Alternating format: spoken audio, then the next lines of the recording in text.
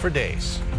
Well, good Thursday morning, everybody. 6 o'clock. Appreciate you being with us. I'm Gene Levanchi. I'm Elizabeth Hopkins. We've got a bit of a rewind and repeat for the weather today, right, Shiri? Yeah, wash, rinse, repeat, right? Okay. Are we good? We've got the clouds, we've got the breeze. Yeah. You guys know what to do with it now, right? We're used to it, Yeah, we got it down. So that's exactly what we've got on tap again today.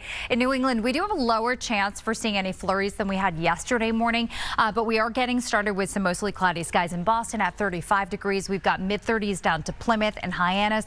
It's 33 in Beverly and Lawrence, Nashua, New Hampshire as well, and it's a little cooler in Worcester at 31 degrees. The plan today is going to be for some breaks in the clouds this morning. I'd say mid to late morning. Your best chance for getting a little bit of sunshine further inland. I think you might hold on to those gaps in the clouds, but Boston's going for a cloudy afternoon with some late day drizzle. So during the afternoon and evening, we're going to watch for a little bit of a spritz out there, especially across the coast and eastern Massachusetts. I am going to be back to break down a pretty nice Friday forecast coming up. Catherine, we've seen some really pretty color on the horizon. Of course, I'd love to see your photos as well. You can email those to weatherwindow@boston25.com, and I'm happy to share them on air. But clouds are going to be the big force in our forecast today. Overall, I'm expecting mostly cloudy skies, and if you're looking for a little bit of sunshine, I think come 9, 10 o'clock this morning, we're actually going to work in a few more breaks in the cloud cover, which is great.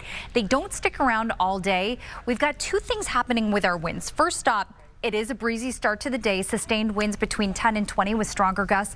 But the two things that happen, one is that the winds actually lighten finally as we get into the afternoon, and the other is that the wind direction changes. And with more of an onshore wind component, we have a better chance for working in a little moisture this afternoon. So looking ahead to the afternoon hours, I'd say along and east of 495, we've got the chance for some sprinkles at times for the second half of the day, even during the evening commute. Temperatures will make it into the mid-40s. We're going to go mostly cloudy this afternoon. The further inland you are, the better the chance that you hang on to some of those gaps in the clouds. Closer to Boston and the coastline, the chance for just some patchy drizzle is going to end up peaking during the afternoon and, like I said, the evening commute. But at that, we're expecting very minor amounts of rain. It's all very low impact, very light for today.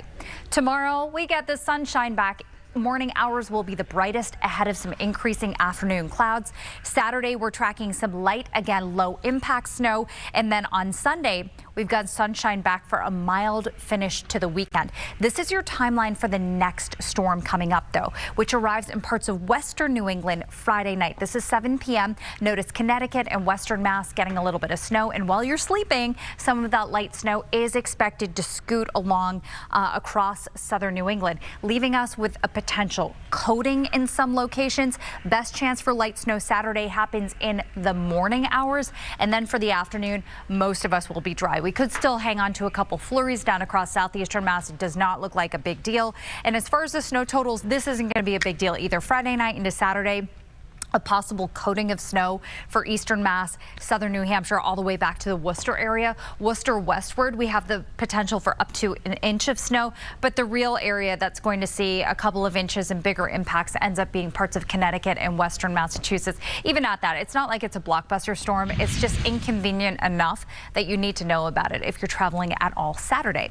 Now, the next possible weather alert is Monday to Tuesday, and with this storm, there's only so much we can say about it yet.